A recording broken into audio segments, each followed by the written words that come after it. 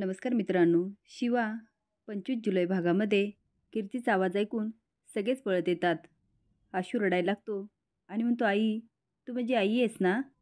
आता तो सीताईच्या गळ्यात पडतो आणि नंतर म्हणतो, आय एम फाईन. आई, तुझ्यापासून काय लपवायचं? त्याचा तोल जायला लागतो. शिवा सावरते. तो हात झुटकून म्हणतो, तू मला हात नको लावू. भाऊ ओरडतात, आशू, काय तमाशा चालला हा सगळा?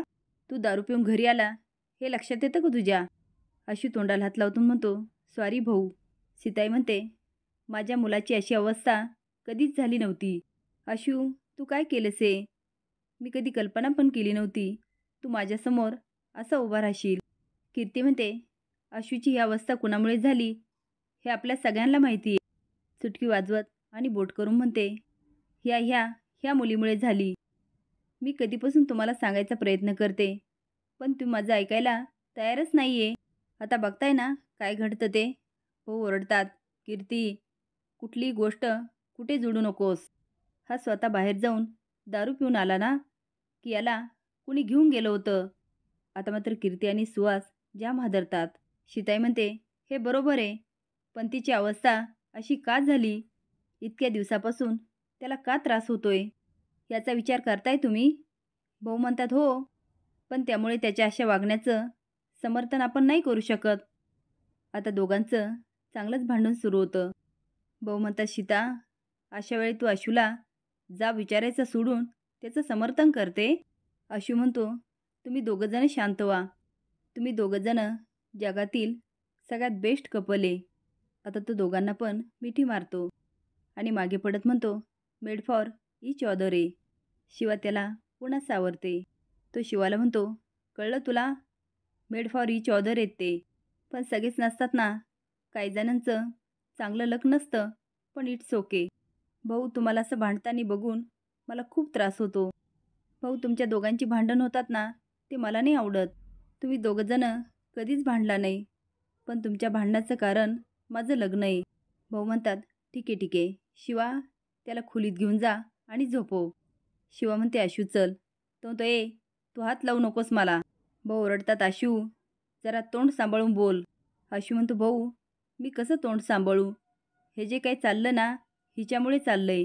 ही स्वार्थी आहे, स्वार्थी. आणि माझी दिव्या मला सोडून गेली ना, त्यानंतर ही आली आणि हिने आयुष्य बर्बाद केलंय माझं. आणि हिच्यामुळे, ऐक, तुझ्यामुळे मी आज दारू प्यालो. भाऊ म्हणतात, आशू, तू दारू प्याल्यामुळे काही बरळतो. आपण उद्या सकाळी बोलू. आशू म्हणतो, भाऊ बास, मला आता बोलू द्या. माझं आणि शिवाचं लग्न जरी ॲक्सिडेंटली झालं असेल, पण शिवाला हवं होतं ना तेच झालं, म्हणून ती सतत खुश असते. कीर्ती म्हणते, म्हणजे तुला काय बोलायचं आहे नक्की? तू बोल ना आशू, तू बिंदास बोल. आशू म्हणतो, तुला माहीत नाही? भाऊ, आई, तुम्हाला कुणालाच माहीत नाही? कुणालाच सांगितलं नाही? शिवा म्हणते, आशू, तो ते शिवा, सांग ना त्यांना. हिला माझ्याशी लग्न करायचं होतं. अगं बोल ना. नाही नाही, शिवा नाही बोलणार, पण मी आज सगळं बोलणार. शिवाला माझ्याशी लग्न करायचं होतं. त्यानंतर दिव्या दिव्या पळून गेली, पण मला शिवाशी कधीच लग्न करायचं नव्हतं. माझं तिच्यावर प्रेम नाही आहे. आणि रडत म्हणतो, आयुष्यात कधीच नसणार आहे. शिवा म्हणते, काय बोलतोस आशू? कीर्ती म्हणते, आता गप्प बसा.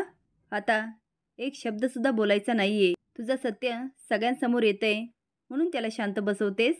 काय माहीत, स्वतःच्या बहिणीला तू स्वतःच गायब केलं असशील. काही सांगता येत नाही. शिवा म्हणते, वेड लागलंय का? मी का माझ्या बहिणीला गायब करल?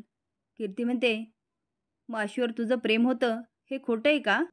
मग म्हणता, शिवा, काय सगळं हे खरं आहे का? आशू म्हणतो, बोल. आता कीर्ती पण चांगलाच फायदा उठवते, पण लक्ष्मण म्हणतो, जे काही नाही शिवा, ते आम्हाला कळू दे. आशू म्हणतो, वा काका, मस्त काका, वा. तुझा विश्वास आहे अजून तिच्यावरती? उर्मिला म्हणते, आशू, अरे काय करून बसलास आणि काय बोलतोस? तुला तरी कळतंय का? तो स्वतःच्या तोंडात मारत म्हणतो, आशू, काय बोलतोस? सीताई म्हणते, आता कुणाला पण काही बोलायची गरज नाही. इतके दिवस झाले आशूला त्रास होतो, तो सगळं सहन करतो, मग दुसरं काय होणार ना. सुहास म्हणतो, थोडक्यात आपण सगळेच फसवले गेलो.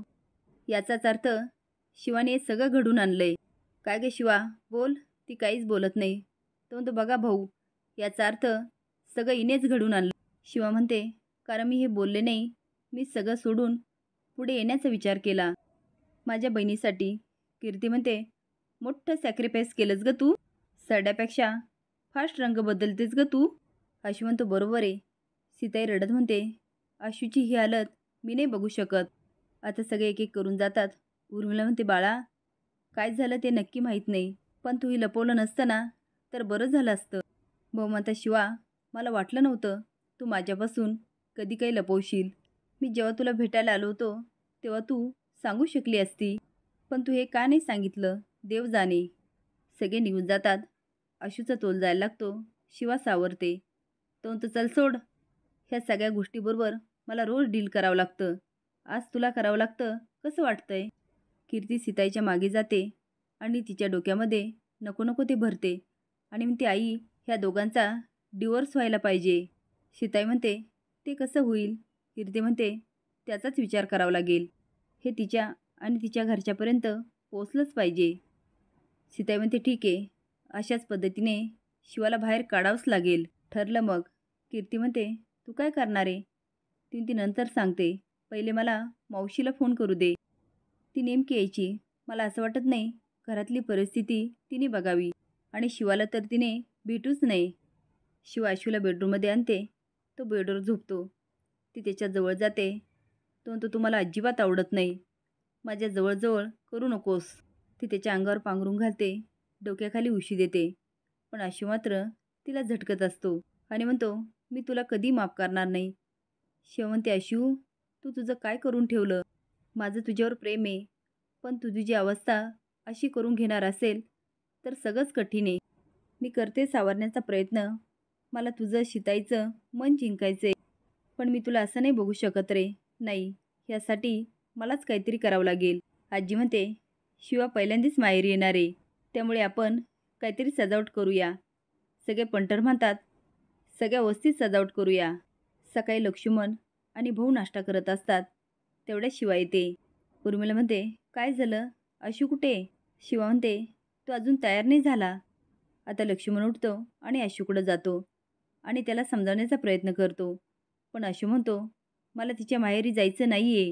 तो बोलायला लागतो. तेवढ्यात सीताई म्हणते, भाऊजी. कीर्ती सुहासला म्हणते, काल मी आईला जे काय भरवलं ना त्यामुळे वाटत नाही की ती शिवा फार काळ ह्या घरात टिकेल. कारण आता शिवा आणि आशूचा डिवोर्स होणार म्हणजे होणार आणि त्यामध्ये आई मला साथ देणार आणि सीताई तर पदरच खोचते. पण आता येणार आशूची मावशी. असेच नवीन अपडेट जाण्यासाठी लाईक आणि सबस्क्राईब करा. धन्यवाद.